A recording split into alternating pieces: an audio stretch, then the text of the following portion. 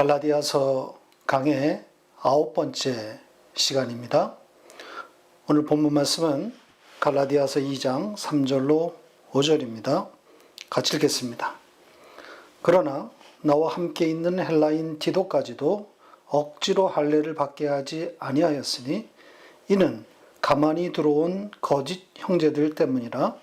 그들이 가만히 들어온 것은 그리스도 예수 안에서 우리가 가진 자유를 엿보고 우리를 종으로 삼고자 함이로되 그들에게 우리가 한시도 복종하지 아니하였으니 이는 복음의 진리가 항상 너희 가운데 있게 하려 함이라. 아멘. 지난주에 우리는 3절의 첫 단어인 그러나가 갖는 의미를 살폈습니다.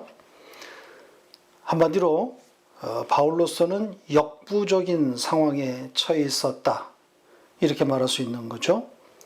다른 복음, 유사복음을 막기 위해서 안간힘을 쓰고 있지만 본부인 예루살렘의 분위기가 자신에게 결코 우호적이지 않음을 절감하고 있는 겁니다.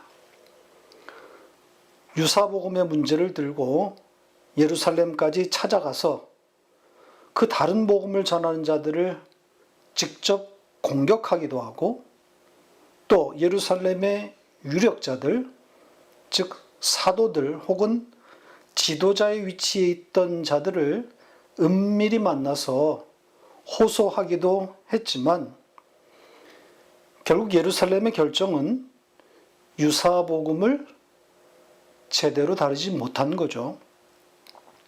유사복음과의 결별을 선언하지 못한 겁니다. 이 유력자들에 대한 이야기는 다음 주에 좀 더 자세히 다루도록 하겠습니다. 사도행전 15장에 기록된 예루살렘 총회의 유사복음에 대한 어정쩡한 결정은 이 유사복음을 전하는 자들에게 어떤 영향을 미쳤을까요? 날개를 달아준 꼴이 되는 거죠. 그들에게 오히려 힘을 실어준 그런 꼴이 된 겁니다. 단죄하고 제명해서 온 유대와 아시아에 있는 교회들에게 선포했어야 마땅한 일인데 어찌된 영문인지 그들은 끊어내지 못한 겁니다.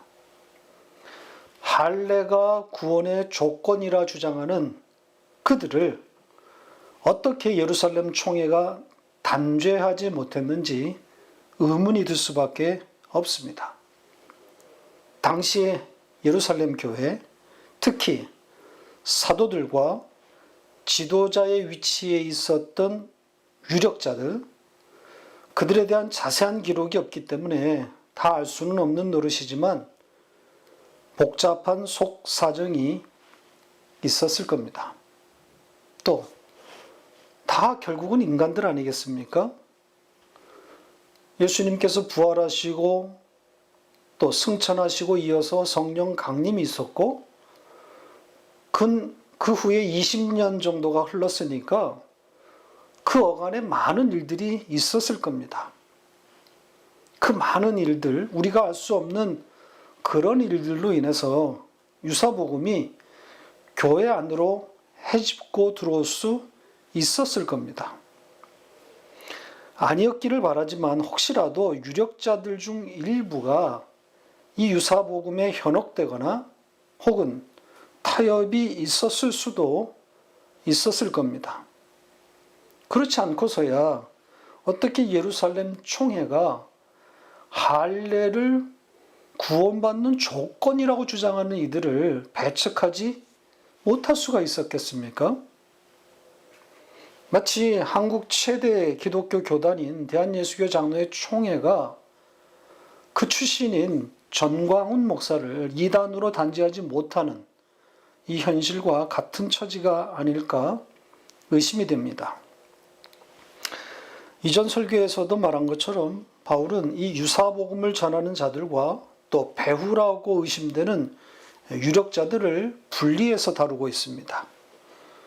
오늘 우리가 볼 4절과 5절은 그 유사복음을 직접 전하는 그 거짓 형제들에 대한 내용이고, 다음 주에 볼 6절부터는 유력자들에 대한 이야기입니다. 4절에서 바울은 이 유사복음을 전하는 자들을 가리켜 가만히 들어온 거짓 형제다 이렇게 말하고 있습니다. 바울은 3절에서 이 디도로 하여금 강제로 할례받지 못하도록 했는데 그 배경이 바로 이들 때문이라고 말하고 있습니다. 가만히 들어온 거짓 형제들 때문에 바울이 이렇게 했다는 겁니다. 그러면 어떤 일이 일어났다는 겁니까? 예루살렘 방문 때 무슨 일이 일어난 거죠? 누군가가 헬라인인 외국인인 디도에게 할례를 요구한 겁니다.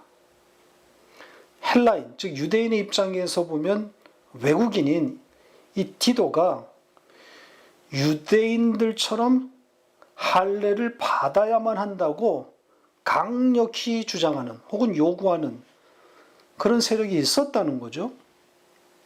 그렇게 요구한 세력이 이 바로 거짓 형제들일 수도 있고 아니면 이들의 영향권 아래에 있는 어떤 사람들이었겠죠.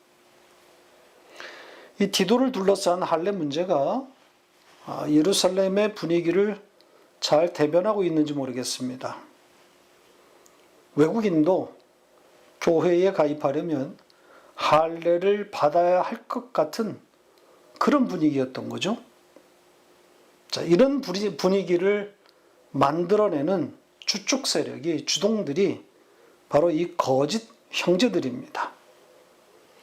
바울이 맞서 싸워야 하는 첫 번째 대상이 바로 이들인 거죠. 자, 이들에 대해서 바울은 가만히 들어온 자 이렇게 소개하고 있습니다. 이 가만히 들어왔다고 하는 것은 무엇을 뜻하는 걸까요? 이 가만히 들어왔다라는 이렇게 번역된 이 단어를 좀 찾아봤습니다. 그랬더니 이런 뜻이 들어 있습니다. 보시면 파라의 합성어입니다. 이 파라에 대해서는 제가 5번째 강의 때 설명을 드린 바 있습니다. 그 설교를 참고하시기 바랍니다. 그러니까 어떻게 들어왔다는 겁니까? 예, 사전적으로는 옆으로 들어왔다, 몰래 들어왔다라기보다는 분별 혹은 식별이 안 되는 모습으로 들어왔다 이렇게 봐야 될 것 같습니다. 그러니까 요즘 신천지 교인들이 하는 방식처럼 자기들의 정체를 감추고 있는 거죠. 목적한 바는 따로 있는데 분명한 자기들의 주장이 있으면서도 감추는 겁니다. 때를 기다리는 거죠. 자, 이 단어가 사용된 또 한 곳이 있습니다. 이 단어가 성경에 딱 2번 쓰였는데, 자, 로마서 5장 20절을 보겠습니다. 같이 읽겠습니다. 율법이 들어온 것은 범죄를 더하게 하려 함이라. 그러나 죄가 더한 곳에 은혜가 더욱 넘쳤나니. 자, 이 문장에서 어떤 단어겠습니까? 제가 일부러 하이라이트로 표시 안 해놓았는데 금방 아시겠죠? 바울은 율법이 들어온 것을 바로 이 단어로 표현했습니다. 그러니까 옆으로 들어왔다? 다분히 부정적인 뉘앙스를 담아놓은 거죠. 율법의 역할, 율법의 위치를 담고 있는 그런 내용입니다. 그러니까 율법은 지키라고 준 것이 아니라 죄를 고발하기 위함이라는 거죠. 죄를 알게 함으로 어디로 끌고 가는 거겠습니까? 예, 은혜로 안내하는 겁니다. 갈라디아서에도 정확하게 이 말씀과 짝이라고 할 수 있는 말씀이 있습니다. 어디겠어요? 자, 갈라디아서 3장 24절입니다. 같이 읽겠습니다. 이같이 율법이 우리를 그리스도께로 인도하는 초등교사가 되어 우리로 하여금 믿음으로 말미암아 의롭다함을 얻게 하려 함이라. 우리가 나중에 이 말씀을 보다 자세히 볼 기회가 있겠지만 율법은 그리스도께로 인도하는 초등교사다 이렇게 말하고 있습니다. 그러니까 율법의 역할을 명확하게 밝히고 있는 거죠. 이 초등교사 이렇게 번역했는데 초자들을 가리키는 교사, 즉 이 초딩 같은 어린아이들의 훈육 선생이다 이런 뜻입니다. 그러니까 높은 수준의 학문을 가르치는 그런 고급 교사도 아닌 낮은 단계의 교사 이런 뜻입니다. 그러니까 그리스도의 은혜에다가 이어주는 가교 역할을 율법이 하고 있다는 겁니다. 율법의 위치는 딱 거기까지입니다. 그래서 가만히 들어오다, 옆으로 들어오다 이런 뜻을 가진 단어가 이 율법에 사용된 겁니다. 이 지난번에도 말씀드린 것처럼 유사복음을 가만히 옆으로 들어온 자, 들고 가만히 옆으로 들어온 자, 이들을 거짓 형제라 표현한 것은 어떤 의미를 담아둔 것이라 그랬죠. 형제라는 단어가 들어가 있단 말이죠. 거짓 형제, 이 단어도 성경에 딱 두 번만 사용됐습니다. 오늘 본문과 고린도 후서 11장 26절에 딱 한 번 나옵니다. 사실 이 단어는 거짓 형제라고 하는 이 단어는 어울리지 않는 합성입니다. 형제와 거짓이 조합이 될 수가 없잖아요. 형제는 부정적으로 사용되는 단어가 아닙니다.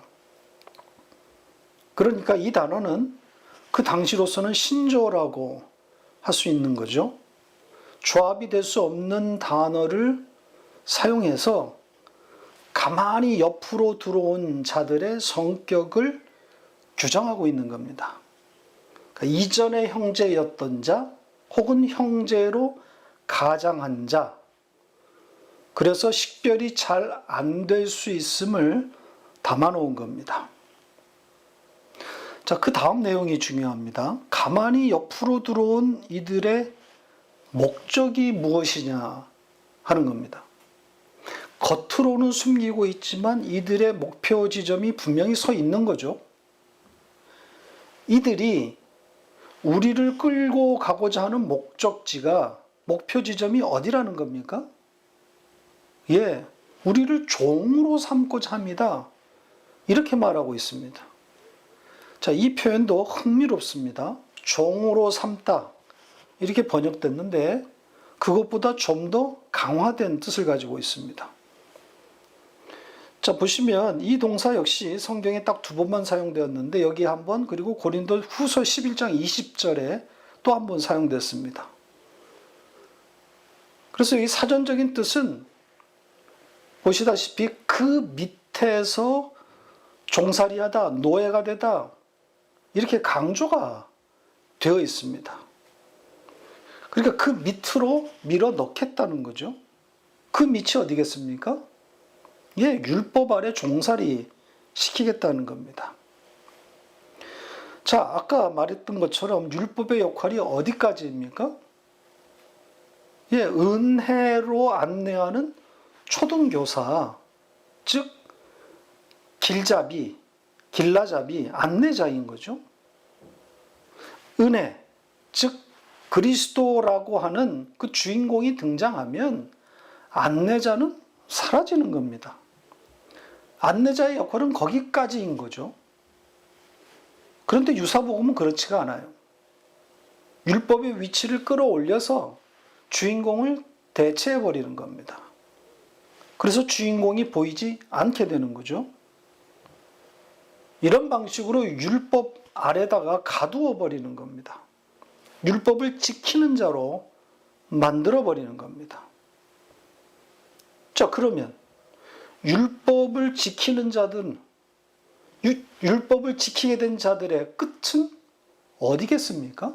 율법을 잘 지키는 자, 그들의 종착 지점이 어디겠습니까? 예, 자기 의를 챙기는 거란 말이죠. 율법을 다 지켜 행했으니 얼마나 자랑스럽습니까? 다 나를 본받으라. 여기로 가게 되는 거죠. 자기 의를 챙기는 자리로 가는 겁니다. 기특한 자기를 보면서 으쓱해지는 겁니다. 성경이 율법에 대해서 말하고 있는 바와 아주 다른 방향으로 흘러가게 되는 거죠. 율법을 주신 것은 그 율법을 지켜내라는 것이 아니라 그 율법에 의해서 죄가 폭로당해서 그래서 은혜의 자리로, 은혜로 끌고 가는 것인데 그냥 율법을 지켜버림으로 은혜가 있을 자리가 없어지게 되는 겁니다. 율법이 은혜를 가로채버린 겁니다. 이렇게 율법의 종이 되는 거예요. 유사복음의 목표 지점이 여기입니다. 율법 아래 밀어놓고 거기서 종살이하라는 겁니다. 자, 이것과 관련해서 바울이 첨가한 내용이 한 가지 더 있습니다. 지난주에 제가 예고했던 이 그리스도인의 자유와 관련된 내용입니다. 이 유사복음을 전하는 이 거짓 형제들이 우리를 율법의 종으로 만들기 위해서 어떤 방법 혹은 어떤 과정을 거치게 되는지에 대한 내용입니다. 4절을 다시 보겠습니다. 같이 읽겠습니다. 이는 가만히 들어온 거짓 형제들 때문이라 그들이 가만히 들어온 것은 그리스도 예수 안에서 우리가 가진 자유를 엿보고 우리를 종으로 삼고자 함이로되. 자, 여기에 종으로 삼고자 하는 그 내용 앞에 어떤 내용이 들어가 있습니까? 종으로 삼고자 하는 그 말 바로 앞에 우리가 가진 자유를 엿보고 이렇게 되어 있죠. 자, 여기에 엿보다라고 번역된 이 단어 역시 독특한 단어입니다. 성경에 딱 한 번 여기에만 사용되었습니다. 보시면 이렇게 합성시켜 놓음으로써 저자의 의도가 담겨 있는 거겠죠? 그냥 보는 것이 아니라 나쁜 의도를 가지고 밑으로 깔아보다, 세밀하게 지켜보다, 이런 의미를 담아 놓은 겁니다. 그러니까 이 유사복음론자들은 우리를 율법의 종살이를 시키기 위해서 그 목표 지점으로 몰아가기 위해서 어떻게 하고 있다는 거겠습니까? 예.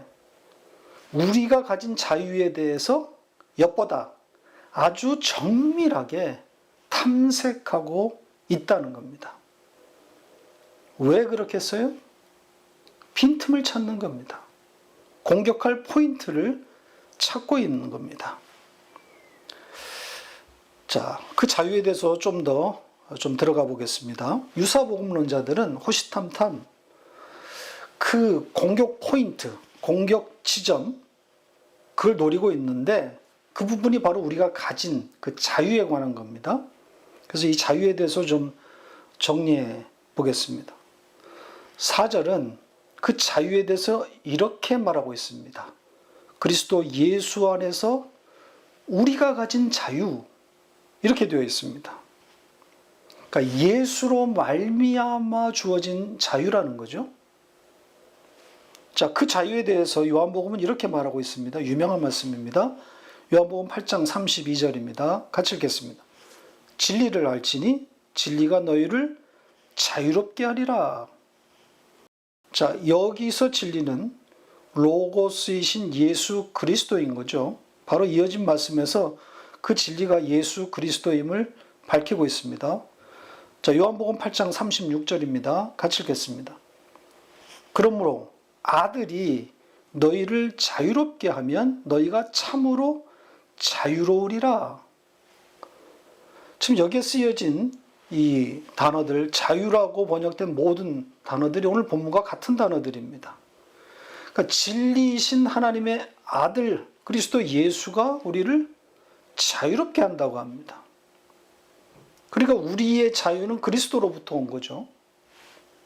자, 그렇다면 무엇으로부터의 자유인가요? 자유하다고 하는 것은 메인 것으로부터 풀려났다는 것인데 예수 그리스도로 말미암아 우리는 무엇으로부터 풀려난 거죠? 그리스도 예수가 우리에게 오시기 전까지 우리는 어디에, 무엇에 묶여 있었던 겁니까? 자, 로마서 6장 18절입니다. 같이 읽겠습니다.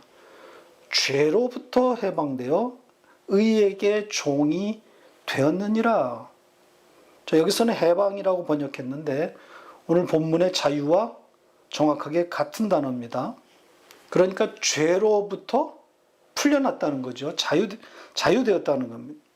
그러니까 더 이상 죄에 묶여있지 않다는 그런 선언입니다. 자, 한 구절 더 보죠. 로마서 8장 1절, 역시 유명한 구절입니다. 같이 읽겠습니다. 그러므로 이제 그리스도 예수 안에 있는 자에게는 결코 정죄함이 없나니, 많이 인용되는 구절이죠. 예수 그리스도 안에 있는 자들에게는 정죄함이 없고 거기서 풀려나 의인으로 간주된다는 겁니다. 자, 이것이 우리가 가진 본질적인 자유입니다. 자, 가만히 옆으로 들어온 이 거짓 형제들이 바로 이 지점, 여기를 면밀히 살피고 있는 겁니다. 보고 있는 거예요. 틈을 노리고 있는 거죠. 공격 지점을 찾고 있는 겁니다. 다시 율법 아래 밀어넣기 위해서 애쓰고 있는 지점이란 말이죠. 자, 그렇게 찾다 보니까 포착된 것이 뭐겠어요? 디도의 할례 문제였습니다. 외국인인 디도가 과연 유대인의 할례를 받을 것인지 지켜보는 거죠. 아마도 이런 분위기로 인해서 디도는 어쩔 수 없이, 할 수 없이 할례를 받으려고 했던 것으로 보입니다. 이미 그리스도 예수 안에서 정죄가 없다라는 것을 알고 있는 디도였지만, 그래서 할례 따위는 중요한 문제가 아니라는 것도 알고 있지만, 교회 안에 파고 들어온 이 거센 유대주의의 물결 때문에 하는 수 없이, 어떻게 보면 건덕상 할례를 받으려고 한 것 같습니다. 그런데 바울이 이걸 막아선 겁니다. 유대주의의 그 분위기에 굴복해서 할례를 받는 것은 복음을 위해 옳지 못하다는 겁니다. 할례를 받음으로 그 분위기에 그냥 묻어감으로 잠시 전체 분위기를 좀 조용하게 그렇게 만들 수는 있겠지만, 이 유사복음의 폐해를 이미 내다보고 있는 바울로서는 투쟁을 각오하고 정면 대결을 택한 겁니다. 본문 5절이 명확하게 그 배경을 밝히고 있습니다. 다시 보시죠. 자, 갈라디아서 2장 5절입니다. 같이 읽겠습니다. 그들에게 우리가 한시도 복종하지 아니하였으니 이는 복음의 진리가 항상 너희 가운데 있게 하려 함이라. 그들에게 한시도, 한순간도 복종하지 않았다 그러죠. 왜 그렇게 했다 그럽니까? 그 복음의 진리가 너희 가운데 머물게 하기 위함이다. 이렇게 말하고 있습니다. 자, 이 문장에는 우리와 너희가 등장합니다. 우리는 누구겠어요? 예, 바울을 비롯한 바나바 그리고 디도 같은 이 유사복음의 그 현장에서 맞서 싸우고 있는, 투쟁하고 있는 사역자들, 당사자들입니다. 이 거짓 형제들과 맞서서 그들을 대적하고 또 고발하고 있는 그런 사역자들이라고 할 수 있습니다. 그렇다면 너희는 누구겠어요? 1차적으로는 이 편지를 받아들게 될 갈라디아 교인들일 것이고, 나아가 이 편지를 읽게 될 모든 교회를 가리키는 것 아니겠어요? 앞으로 이 같은 문제, 이 유사복음의 문제를 대하게 될 모든 교회에다가 메시지를 던지고 있는 겁니다. 역사는 언제나 반복되고 있습니다. 복음의 진리는 언제나 어느 시대나 도도히 흘러왔습니다. 유사복음에 맞서서 온몸을 던졌던 바로 그 무명의 성도들에 의해서 도도히 흐르고 있어 왔습니다. 지금도 그렇습니다. 그러나 기독교 역사 가운데서 이들은 늘 소수였고 변방이었습니다. 그럼에도 자기 목소리를 내므로 핍박받고 쫓겨 다녀야만 하는 그런 믿음의 선조들이었습니다. 바울이 반한 바로 너희들, 그들이겠죠. 이들은 바울을 비롯한 그 우리들, 그들의 투쟁을 보면서 용기를 얻었고 그 복음의 진리를 이어간 바로 너희들인 거죠. 이 너희들 가운데 지금 여러분이 있는 것 아니겠습니까? 복음의 진리를 받아들고 그것을 사수하고 있는 여러분이 바로 너희들입니다. 이 너희들은 우리들처럼 늘 외로운 길을 걷게 되는 숙명을 가진 자들입니다. 반면 유사복음론자들은 언제나 주류에 머물면서 자기들을 방어하기 위해서, 그 기득권을 유지하기 위해서 온갖 논리를 개발합니다. 이 복음의 진리가 들어오지 못하도록 안간힘을 쓰고 있는 거죠. 자유의 복음, 이 은혜의 복음이 들어오지 못하도록 애쓰고 있는 겁니다. 과연 교회가 자유를 말한 적이 있나요? 자유라는 말이 나오기가 무섭게 방종이라는 논리로 응수합니다. 이 유사복음론자들이 엿보는 지점 중에 하나가 여기입니다. 이 죄로부터의 자유, 정죄함이 없는 그 자유가 육체의 방종으로 귀결된다고 하는 그런 논리를 펴왔습니다. 지금도 그렇습니다. 그러니까 더 이상 정죄가 없다고 하니까 제멋대로 한다는 거죠. 자, 이런 공격이 터무니없는 것은 아닙니다. 바울도 여러 곳에서 이런 육체의 방종에 대해서 언급했으니까요. 진리가 주는 자유를 말했더니 그것을 육체의 기회로 삼는 일들이 발생하더라는 겁니다. 자, 갈라디아서 5장을 좀 미리 볼까요? 여기에도 그런 내용이 담겨 있습니다. 갈라디아서 5장 13절입니다. 같이 읽겠습니다. 형제들아, 너희가 자유를 위하여 부르심을 입었으나 그러나 그 자유로 육체의 기회를 삼지 말고 오직 사랑으로 서로 종노릇하라. 정확하게 그 이야기입니다. 자유에 따른 부작용 혹은 반작용, 부당 사례가 등장하더라는 거죠. 자유를 말했더니 그것을 육체의 기회로 삼는 사례가 나왔다는 겁니다.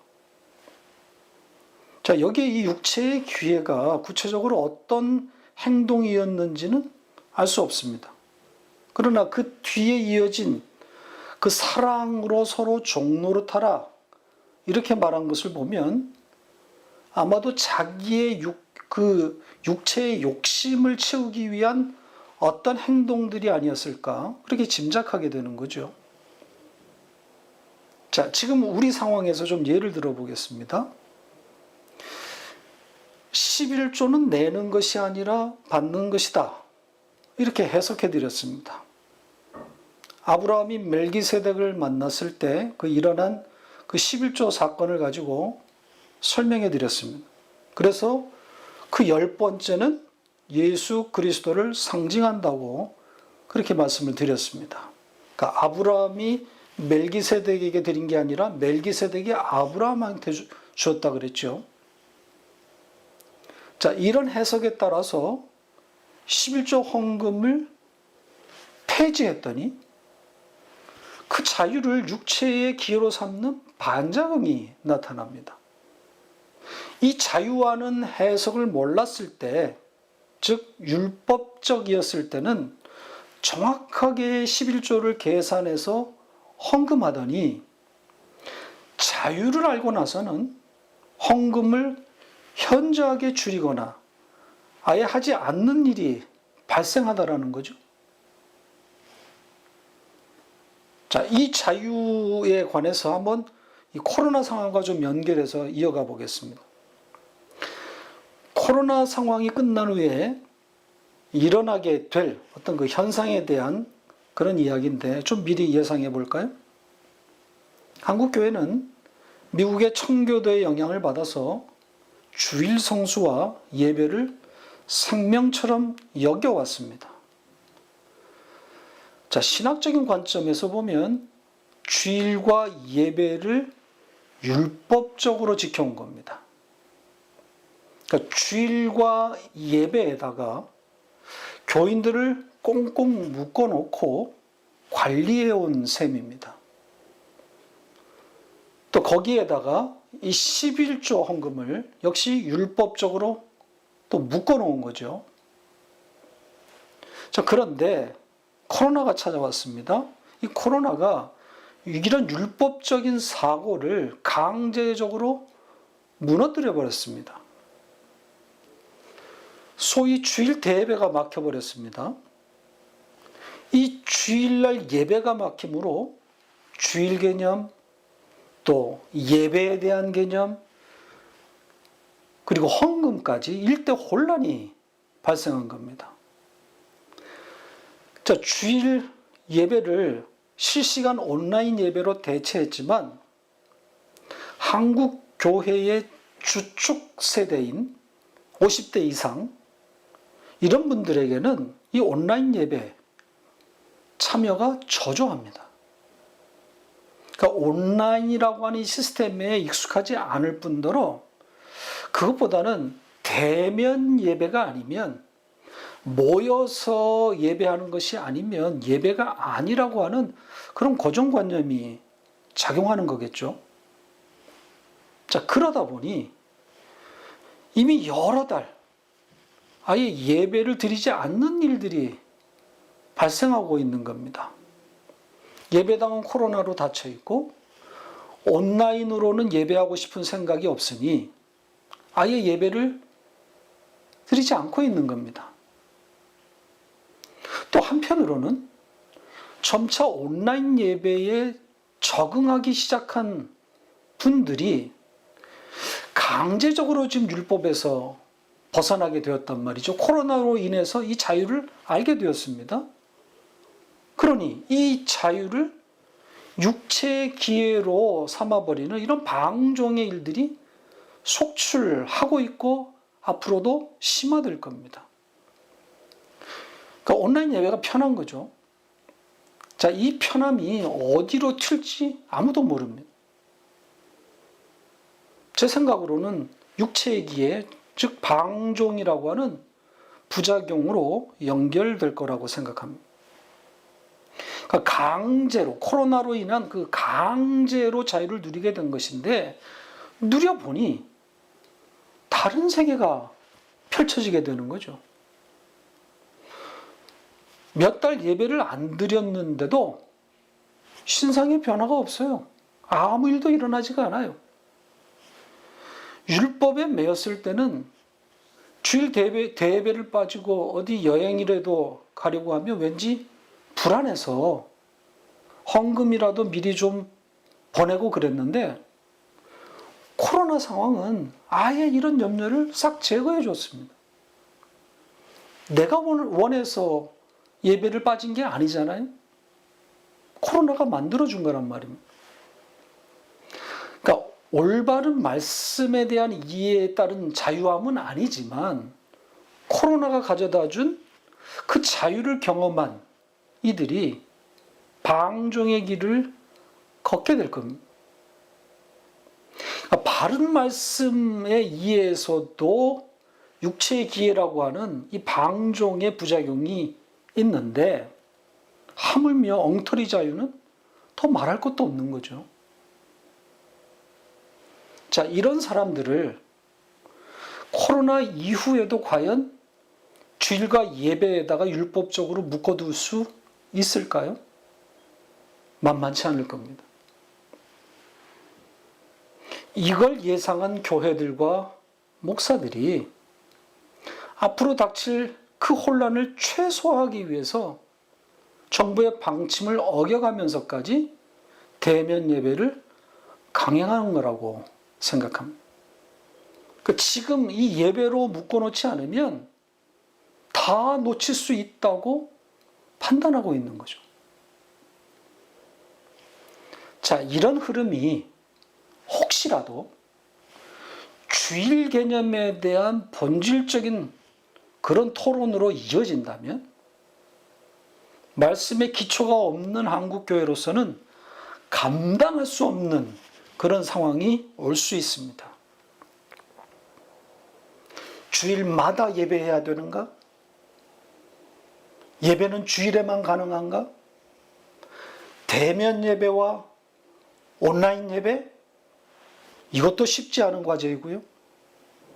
거기에다가 11조 헌금까지 무너지면 존립 자체가 흔들리게 되는 겁니다.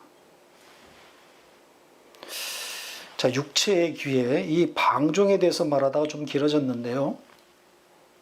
분명 우리가 가진 이 자유의 복음, 은혜의 복음이 자유를 말하고 있기 때문에 방종 혹은 아무것도 하지 않아도 되겠네, 이런 것과 같은 나태함으로 연결될 위험성이 분명히 있습니다.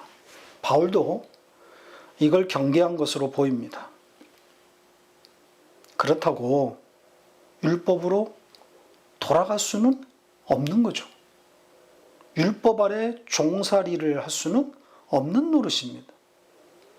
설사 예수 그리스도 안에서 그 얻게 된 그 자유로 인해서 육체의 기회로 삼는 방종 혹은 나태함이 나타난다고 하더라도 그 방종과 나태함은 다시 은혜를 풍성케 하는 자리가 되리라고 하는 그 섭리를 인정해야 합니다.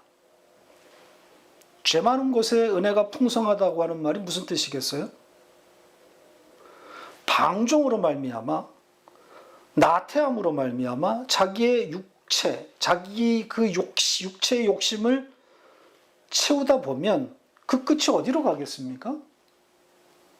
택한 백성, 믿음을 가진 백성이 그 자유를 가지고 육체의 기회로 삼아서 자기 욕심을 채웠다고 했을 때 그 끝이 어디로 가겠냐고요. 결국 죄로 죽은 그 자기의 실체가 폭로되는 그 현장으로 끌려가지 않겠습니까? 그리스도가 준 그 자유까지도 자기의 육체적 욕심을 채우기 위해서 써먹고 있는 그 한심한 자신을 보게 될 거 아닙니까? 하나님이 그 자리로 끌고 가실 거 아닙니까? 하나님의 열심히 그런 일을 하는 거 아니겠습니까? 우리는 그것을 보고 있는 거죠. 알고 있는 자들인 거죠. 자, 오늘은 여기서 말씀을 맺겠습니다. 우리는 자유를 알게 된 사람들입니다. 우리는 예수 그리스도 안에서 어떤 정죄함도 없는 의인으로 간주된 자유인들입니다. 이젠 율법 아래 다시 들어가 종살이 할 수 없는, 그렇게 될 수 없는 사람들입니다. 이 자유를 손상하거나 회방하는 어떤 것도 우리는 용납할 수 없습니다. 설사 이 자유를 가지고 방종이나 나태함으로 간다 해도 이 자유의 가치를 폄하해서는 안 됩니다. 예배를 안 드려도 되고, 모이지 않아도 되고, 헌금도 안 해도 되고, 그 어떤 것으로부터 자유할 수 있습니다. 물론 이것이 권장될 수 없는 방종과 나태함이라는 것은 분명합니다. 경계해야 할 나쁜 행위입니다. 그럼에도 우리가 고백하고 붙잡아야 할 것은 복음이 가져다 준 그 자유와 그 가치입니다. 자유에 따른 일탈이 있다 하더라도 그 방종이, 그 나태함이 자유의 가치를 훼손할 수는 없습니다. 일시적이고 부분적인 훼손일 뿐이고, 아까 말한 것처럼 하나님의 여심이 그 방종과 그 나태함에 개입할 것을 우리는 알기 때문에 딛고 넘어설 수 있습니다. 우리는 1년 가까이 대면 예배는 물론이고 온라인 실시간 예배조차 하지 않는 그런 우리지만, 우리에게 주신 그 자유 안에서 누구보다도 하나님을 향한 귀한 마음으로 예배하는 그런 여러분이라 의심하지 않습니다. 자유하십시오. 더욱 자유하십시오. 자유보다 더 큰 가치는 없습니다. 자유 안에서 마음껏 뛰노십시오. 육체의 기회가 되지 않도록, 방종이 되지 않도록 경계하면서 자유롭게 하늘을 나르십시오. 자유입니다.